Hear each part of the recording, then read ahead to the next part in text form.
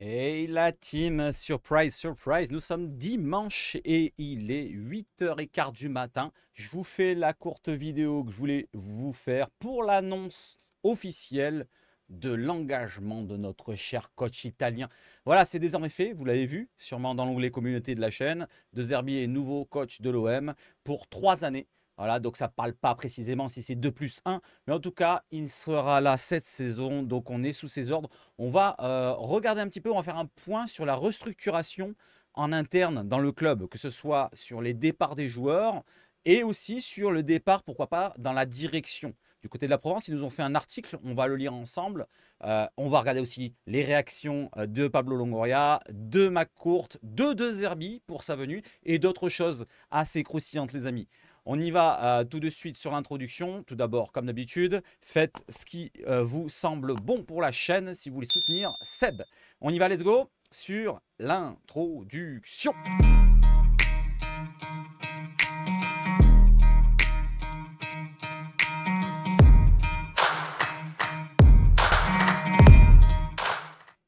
Et on commence par quoi? On commence par Ismaël Koné qui nous a fait un petit plaisir cette nuit après sa qualification du côté de la Copa América avec le Canada. Écoutez bien, tendez bien l'oreille pour le petit plaisir du début. C'est Marseille, bébé. C'est pas la capitale, c'est Marseille, bébé. bébé. Voilà, il y a des supporters marseillais qui sont du côté des USA, des États-Unis, qui lui ont fait dire cette fameuse phrase, c'est pas la capitale, c'est Marseille, bébé. Merci BOM de l'avoir relayé. Et on va voir que finalement, ils sont qualifiés, comme je vous l'ai dit, le Canada. Même s'il n'a pas joué, donc hier soir, il n'a pas joué, Ismaël Koné, donc il était sur le banc, un peu au repos. Après, il n'avait pas fait une excellente prestation lors du dernier match contre le Pérou. Il avait joué que 45 minutes. Je l'avais regardé la rencontre.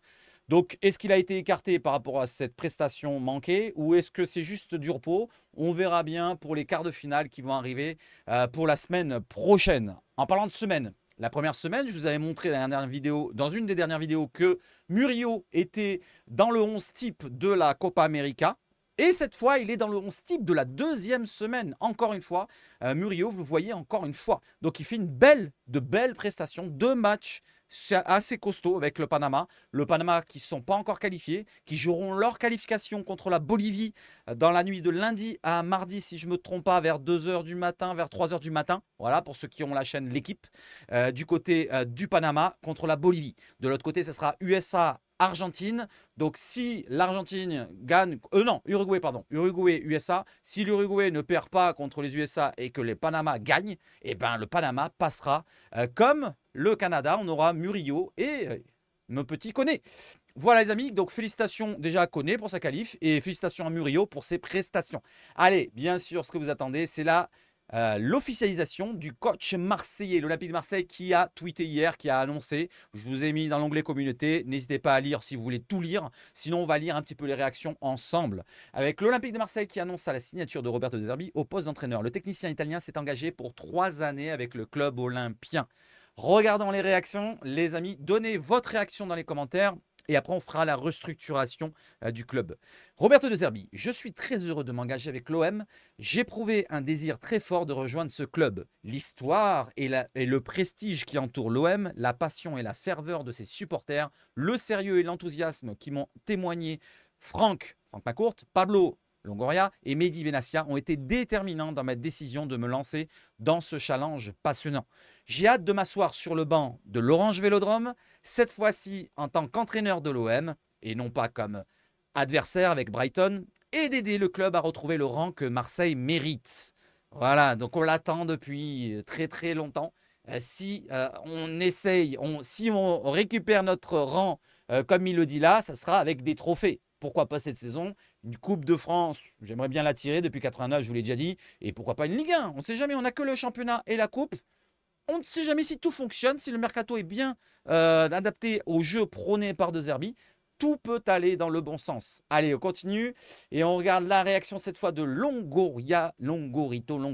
Pablo Longoria qui nous dit « Nous sommes très fiers d'accueillir Roberto à l'Olympique de Marseille, un entraîneur talentueux et renommé au niveau européen. » En plus de l'enthousiasme manifesté dès les premiers contacts à l'idée d'entraîner l'OM, il présente toutes les qualités requises pour réussir sur notre banc de touche. Son choix de nous rejoindre est un signal fort vis-à-vis du club et du nouveau cycle sportif que nous entamons. N'oublions pas le cycle sportif sur les 3 années qui suivent, avec Benassia qui sera le conseiller de Longoria. N'oublions pas qu'on avait parlé de ça depuis un moment. Il y a aussi le cycle dans le centre de formation qui est sur 5 ans. Maintenant, on a déjà passé pratiquement 2 ans. Donc, c'est toujours sur 3 années qui vont suivre là. Un gros cycle qui est entamé avec des ambitions, je l'espère, les plus démesurées possibles. Regardons aussi la réaction de notre cher propriétaire, pour l'instant, on ne sait pas, mais en tout cas c'est lui, Frank McCourt, l'Américain. Je suis ravi que Roberto nous rejoigne à l'OM et qu'il partage notre vision pour l'avenir. Bon, j'arrête l'accent. Roberto a compris la solidité du projet sportif que Pablo est en train de construire et je suis convaincu que sa passion et son expérience contribueront à valoriser le potentiel de l'équipe et du club. Son arrivée marque le début d'un nouveau chapitre ambitieux et constitue un élément essentiel de notre stratégie pour les futurs succès de l'OM. Voilà, il en faudrait des succès. Pas que des victoires simples, mais des succès avec des trophées, hein, n'est-ce pas Francky? Voilà, tu n'as rien gagné depuis que tu es là, ce n'est pas que de ta faute, tu t'es mal entouré, hein, n'oublions pas avec tes héros et tes tout-teams. Cette fois, j'espère que le projet que vous mettez en place fonctionnera et nous, on attend que ça, que des trophées. Bien sûr, la manière, bien sûr, le bonheur, bien sûr, la ferveur sera toujours là, mais on veut aussi des trophées aussi. Là, ça devient insupportable de ne plus rien lever, comme je vous l'ai dit, comme ça, et se faire plutôt comme ça en fin de saison. Voilà les réactions des personnes principales. Il n'y a pas celle de Benassia.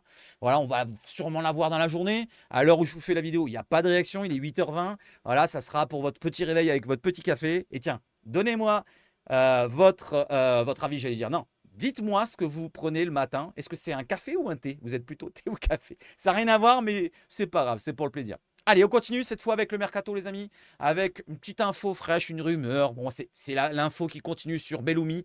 C'est Santi Aouna de Football Mercato qui nous dit qu'il ne manque plus qu'un accord entre l'OM et Farenze pour conclure le transfert de Belloumi.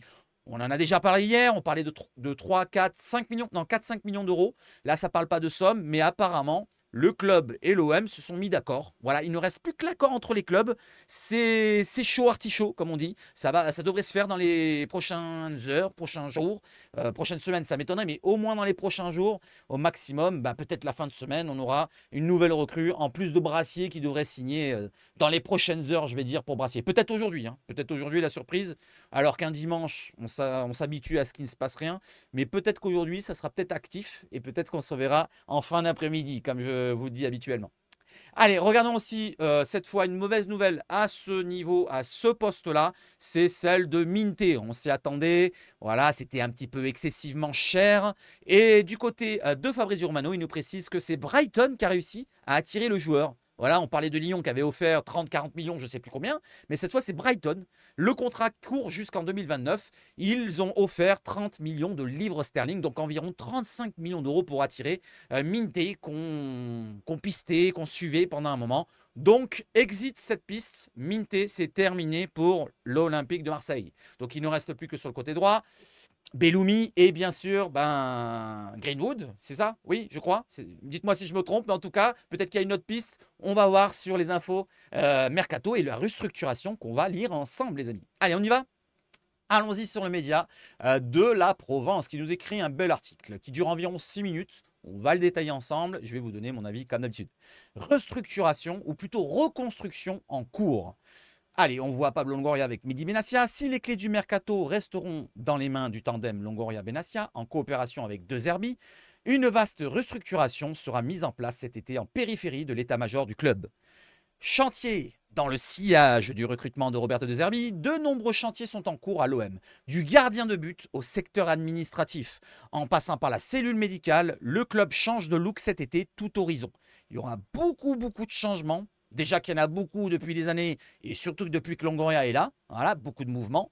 Et bien là, ça va être vraiment intense cet été. Ça parlait dans la Provence, je crois, dernièrement, d'une dizaine d'arrivées et d'une dizaine de départs sûrement.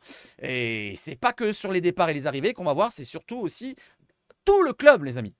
Allez, 1 saison et demie en enfer, ça fait réfléchir. Je suis là, hein. Voilà, vous voyez la petite flèche, j'en suis là. Lisez à votre vitesse si vous avez envie de lire, sinon écoutez-moi. Depuis l'élimination contre Annecy, qui nous a fait très mal en Coupe de France, ces enfoirés d'Annecyens, le 1er mars 2023, tournant identifié par Pablo Longoria le mois dernier dans ses colonnes. L'OM part en vrille. Des joueurs aux dirigeants en passant par le secteur administratif, de nombreuses erreurs ont été faites jusqu'à faire dire en privé à un cadre influent que le club était rongé par une maladie qui l'empêchait d'avancer. Donc en interne du club, une certaine personne influente du club a parlé de maladie en interne du club et c'est pour ça qu'il faut faire une restructuration totale. Exit Tessier qui est déjà parti, exit la cellule médicale qui a été chamboulée et il y aura des arrivées et encore peut-être des départs et peut-être plus encore qu'on va lire ensemble. Conforté par l'actionnaire Franck Macourt, allégé par le départ de l'ami devenu rival Stéphane Tessier, l'ancien Stéphanois, Longoria est à la tête du vaste chantier de restructuration de l'effectif à l'administratif et de l'administratif, tour d'horizon des chantiers, des dossiers chauds de ce début d'été. Voilà, là on va parler un petit peu des départs. Côté mercato, c'est intéressant. Les possibles départs, l'OM pas intéressé par un prêt pour Lopez. On parlait dernièrement de l'intérêt de Com pour un prêt. Et là apparemment, l'OM n'est pas vraiment chaud pour un prêt. Voilà. Le poste de gardien de but devrait changer demain après 3 saisons de bons et loyaux services de Paul Lopez. Le Catalan irrégulier se cherche une porte de sortie. Selon les médias italiens, il en a une qui le conviendrait, c'est Com. Le club lombard a de l'argent, est promu en Serie A et est entraîné par Cesc Fabregas. Il est espagnol comme Paul Lopez.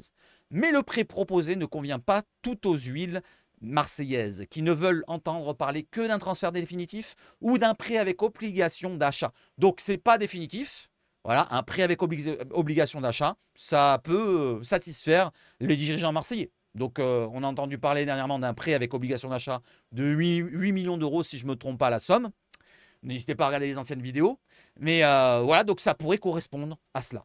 Concernant Jonathan Klaus, en fin de contrat à la fin de la saison, là, en 2025, dans un an, l'on se dirige vers un départ si l'OM et le joueur reçoivent une offre à la hauteur de leurs attentes.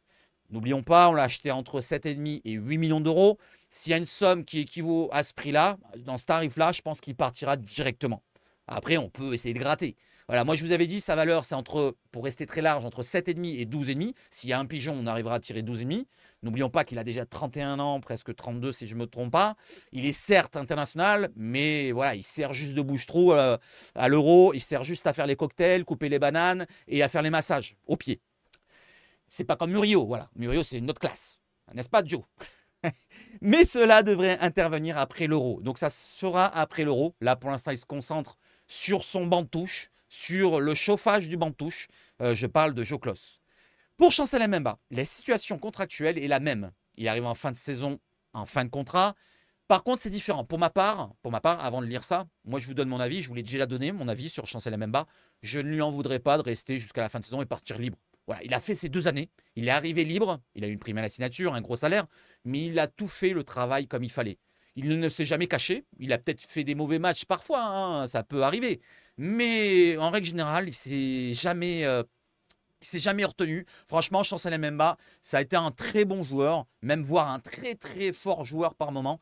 Et s'il reste encore une saison, qu'il la fasse le maximum possible chez nous. S'il a envie peut-être de prolonger et baisser son salaire, moi je dis pas non. Mais si on ne peut pas prolonger, parce qu'il ne veut pas baisser le salaire et avoir un gros contrat sur sa fin de carrière qui va arriver dans pas longtemps, donc il reste cette année-là, qui nous donne un renfort expérience en défense, parce qu'on aura Brassier, Balerdi pour l'instant et Meïté. C'est quand même assez jeune. Brassier 24, 25 pour Balerdi.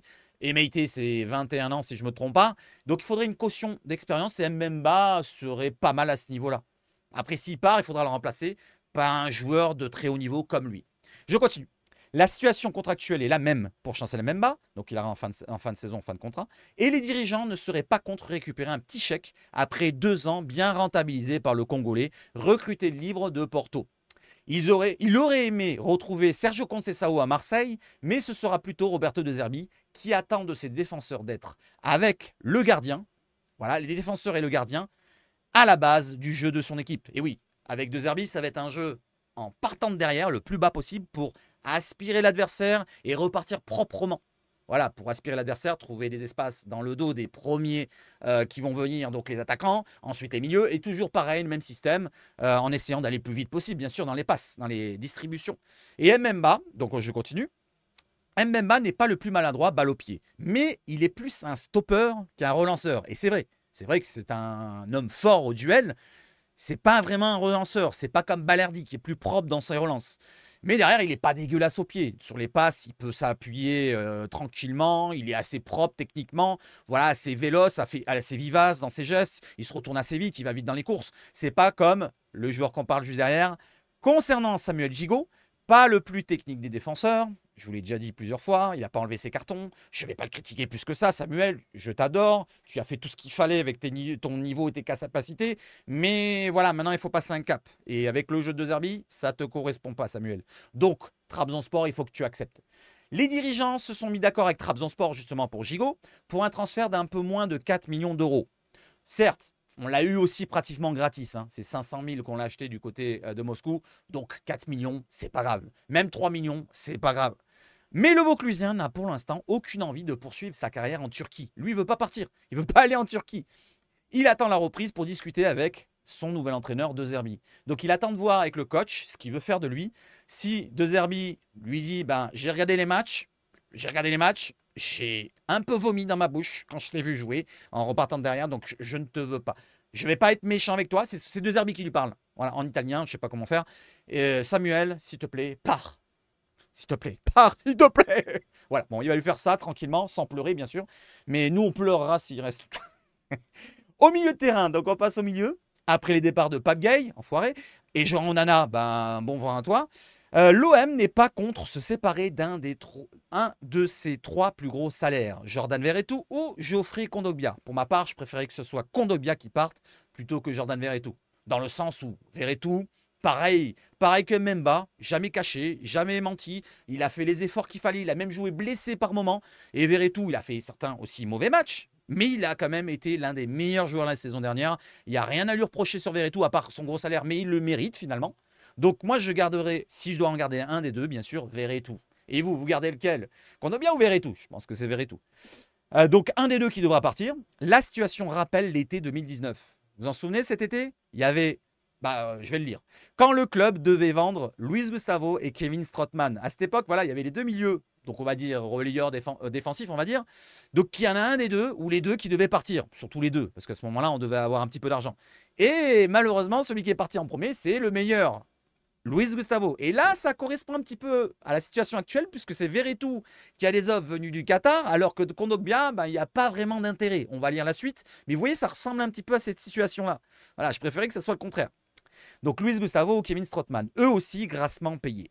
L'un était performant et avait des offres. Le Brésilien, bien sûr. Le second, non. Donc en parlant du Néerlandais. C'était donc le Brésilien qui était parti. Et vous vous en souvenez où il est parti? Allez, donnez-moi le club où est parti Luis Gustavo. Sportivement, cela n'avait aucun sens. Économiquement, un peu plus. On a récupéré un peu d'argent. Pour l'instant, c'est Verretou. Voilà, comme je le disais à l'instant, je n'ai pas lu en fait l'article, hein, je le lis avec vous là. Je découvre et en fait, je découvre ce que j'aurais peut-être écrit de moi de ma part. Bon, depuis son arrivée, Verretou, c'est vrai, qui a des touches au Qatar, alors que ça ne bouscule pas au portillon pour Kondogbia, auteur d'une saison extrêmement décevante. Voilà, point. Passons maintenant à un autre poste, Ismail Assar. Lui aussi très bien rémunéré, 390 000 euros mensuels selon l'équipe. Moi, j'avais vu un peu plus de 400 000, on va dire 400 000 pour arrondir, pourrait partir, mais il n'y a pas eu d'approche concrète à l'OM. On parlait d'un intérêt venant de Villarreal, donc là, apparemment, selon la Provence, il n'y a pas vraiment d'intérêt concret, d'approche concrète. Il n'y a pas eu d'offre, quoi. Voilà. On va attendre un petit peu Ismail Assar en espérant que ça se décante dans le mois de juillet qui va commencer et voir avant le championnat début août.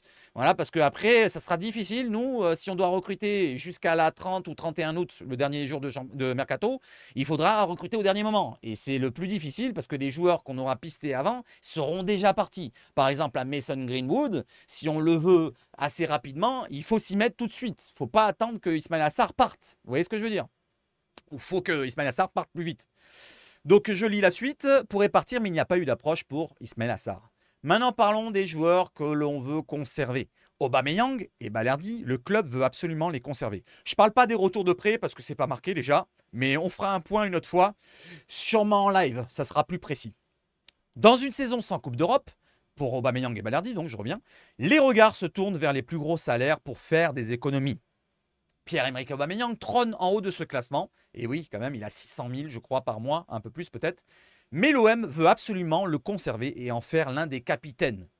Plutôt logique, après l'exercice qu'il vient de réaliser, 30 buts et 9 passes décisives. Il a été énorme quand même dans les stats et dans l'importance. Voilà, parce que sans lui, franchement, je vous le dis, moi, sans lui, je ne sais pas où on serait dans le championnat. Là, on a terminé 8e. Est-ce qu'on ne serait pas, je dis pas la lutte au maintien, mais est-ce qu'on ne serait pas dans les 12, 13, 14 voilà, au championnat et en Coupe d'Europe, on n'aurait pas fait ce parcours. Même si un parcours, ça ne compte pas finalement, puisqu'au bout, on ne gagne rien. Mais voilà, on a vécu quand même quelques sensations. Voilà, on a éliminé quand même le Benfica, Shakhtar, Villarreal. Voilà, on a vécu quand même quelques bonnes rencontres en Coupe d'Europe, grâce en grande partie à Pierre-Emerick Aubameyang et grâce à Balerdi. L'attaquant gabonais, lui, profite de ses vacances. En ce moment, il est en vacances, Pierre-Emerick. Certains dans son entourage, donc dans l'entourage de Pierre-Emerick, il imagine relever un dernier challenge lucratif. Donc il le voit bien partir en Arabie Saoudite, l'intérêt qu'il y avait dernièrement, ou ailleurs. D'autres entretiennent le mystère. Donc il y a un mystère autour de lui, voilà. Lui, après la dernière journée de Ligue 1, il avait annoncé au micro du diffuseur qu'il resterait à l'Olympique de Marseille. Donc Aubameyang veut rester sur la fin de saison, mais ça peut changer. Vous savez, les agents vont peut-être le gonfler le mou en essayant de récupérer de l'argent, parce que c'est souvent des requins, les agents. Eux, ils veulent leur petite prime, et ils vont le pousser peut-être à partir de l'OM en lui disant « Ouais, t'as un bon contrat là qu'on te propose du côté de l'Arabie Saoudite, vas-y, fonce, tu auras 1 million par mois, alors qu'à l'OM, t'as que 600 000, voilà, t'as déjà fait ta carrière, tu gagnerais rien avec l'OM. » C'est les agents, hein, moi je dis rien. C'est les agents qui lui parlent comme ça au Aubameyang. Et lui, il se dit « Ah, c'est vrai que tu as raison, hein. Ah, je pourrais m'acheter une autre Ferrari par mois et tout, machin. » Allez, banco, on y va. Et l'autre, l'agent, il récupérera son billet d'enculé. Désolé pour le gros mot. Mais vous voyez ce que je veux dire? C'est souvent comme ça. Je descends, donc je souhaite qu'il reste, hein, Aubameyang. Hein. Comme Leonardo Balerdi, qu'on va parler maintenant. Leonardo Balerdi, justement, j'en suis là, a été l'autre grande satisfaction de la saison. À lui aussi, l'OM veut confier plus de responsabilités et ça se traduit en actes. L'Argentin a dans les mains une offre de prolongation de contrat jusqu'en 2028. On en a parlé dans les dernières vidéos. Regardez ceux qui ne l'ont pas vu. Voilà, il y a Balerdi qui est en gros, voilà, au milieu de la miniature, si vous voulez savoir mon avis. Son bail arrive à échéance en 2026. Là, il est toujours sous contrat 2 ans, mais on veut le prolonger 2 années consécutives. Comme ça, il fait encore une année chez nous. C'est ce qu'avait dit Longoria. Il fait encore une année chez nous pour pourquoi pas être vendu l'année prochaine ou l'année d'après. J'espère qu'il reste le plus longtemps possible, si on peut le garder et qu'on arrive à construire quelque chose de solide autour de lui. Mais ça pourrait partir l'année prochaine si on le prolonge, parce que ça ferait un peu plus de valeur sur 3 années qui resteraient l'année prochaine. Avec une nette revalorisation salariale. Et oui, il a un des plus petits salaires, je crois que c'est le 15e ou le 16e salaire du club. Hein. Il a même pas 200 000, ça c'est sûr, je crois, hein, il me semble. Le défenseur, dont les qualités conviennent parfaitement au style et au système de De Zerbi, adore le club et pourrait mettre de côté les sollicitations dont il est l'objet depuis un an de plus. Voilà. Les dirigeants sont confiants sur le fait que le fan de Boca Juniors rempile. Donc on est confiant en interne au club, qui rempile, qui prolonge. Et comme ça, bah déjà, on est sûr de le garder au moins cette année. Au moins cette année. Parce que s'il ne prolonge pas, il faudra penser à le vendre, hein, parce qu'il ne reste que 2 ans. Hein. S'il ne veut pas prolonger, il reste que 2 ans. Cette année, il termine et l'année prochaine, il pourra partir gratuitement. Non, non, pas Balerdi. Ça suffit, tous les joueurs qui partent gratuitement, ça suffit. Voilà. Bon, pas Gay, je m'en fous, mais Balerdi, ça suffit. Ça sera le coup de trop. Voilà. C'est la goutte de trop qui fait déborder le vase de Soissons. Allez, je continue et on va passer maintenant à la directeur sportif recherché, pas de remplaçant pour Tessier. Alors, dernièrement, on parlait d'un remplaçant. Alors, qu'est-ce qu'ils disent? Parce que je n'ai pas lu. La restructuration concerne aussi d'autres domaines que le purement sportif. 5 collaborateurs du service médical vont quitter le club, on en a parlé tout à l'heure. Mathias Giustiniani, Yannick Didouche, Maxime Maton, Stéphane Rey et Pierre Vespignani, comme révélé dans notre colonne du 22 juin. Et une nouvelle cellule de performance devrait voir le jour. Donc il va y avoir une nouvelle cellule de performance. C'est par rapport, à mon avis, aux demandes de De Zerbi, qui veut avoir peut-être des données plus importantes sur les VMA des joueurs, le coffre qu'ils ont à rendre sur le terrain, parce que c'est un jeu qui est vachement énergivore. Hein. Le style de De Zerbi, ça va être énergivore, les amis. Il faudra trouver des espaces, il y aura des courses de partout. Ça va être un petit peu la nouveauté d'un Bielsa, quoi. Vous voyez, qui revient. Bielsa, on va le revoir là, sous les airs de De Zerbi. Hein, vous vous en souvenez de Bielsa, comme ça courait dans tous les sens. Giovanni Rossi, venu dans les valises de De Zerbi, et un ancien directeur sportif à Solo, n'occupera pas le même poste à Marseille. Oui, il aura un rôle de consultant, conseiller de De Zerbi. plutôt que directeur sportif. À l'image de la fonction de Mehdi Benassia avec Pablo Longoria, il sera le consigliere du technicien italien. Je l'avais dit dès le début, hein, vous vous en souvenez. Bon, c'était un avis personnel, je pense que beaucoup l'avaient comme moi. Donc ça sera le pendant de Benassia. Voilà, donc Longoria, quand il aura un problème à vouloir parler à De Zerbi sur le sportif, il enverra Benassia parler avec Rossi.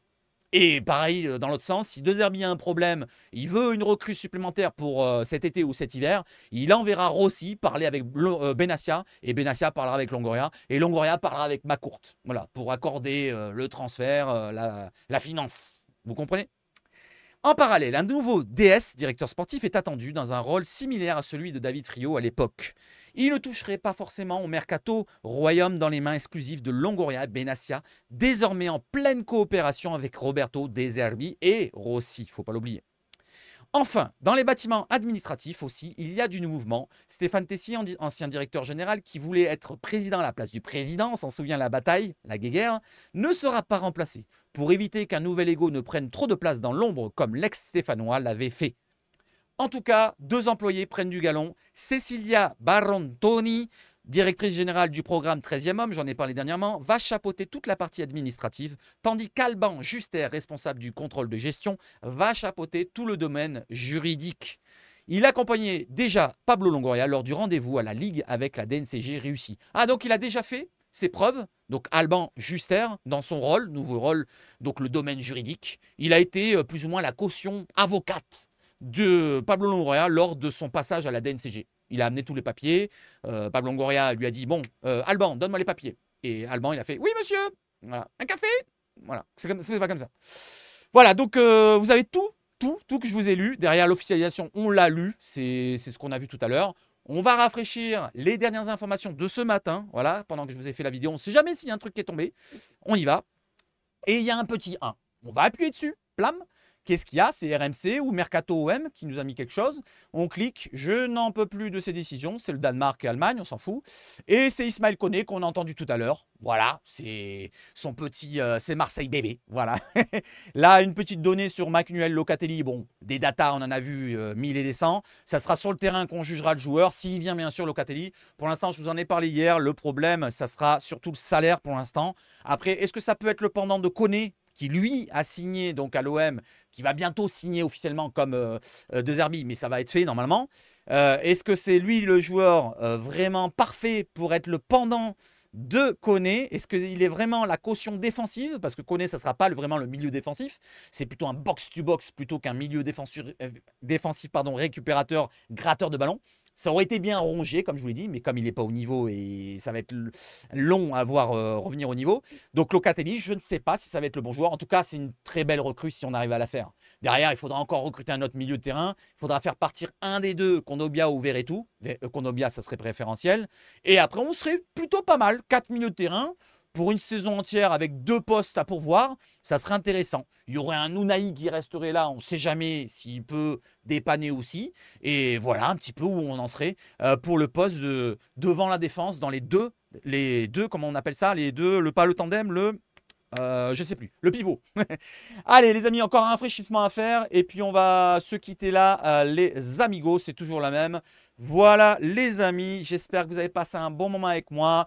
Elle était particulière cette vidéo quand même. N'hésitez pas quand même à donner de la force si vous êtes arrivé jusque là. Si vous n'êtes pas arrivé jusque là, ben c'est pas grave. Dites-moi tiens, qui est arrivé jusqu'à la fin de la vidéo, les amigos? Je vais vous souhaiter de passer une excellente journée de dimanche. Reposez-vous bien, prenez du plaisir, allez à la piscine, à la plage, il commence à faire très chaud. Voilà, hydratez-vous bien et prenez soin de votre famille, les amis. Je vais vous dire encore, comme d'habitude, vive le foot, le foot chez Sebash Foot. Et surtout, à tout à l'heure peut-être, et allez l'OM!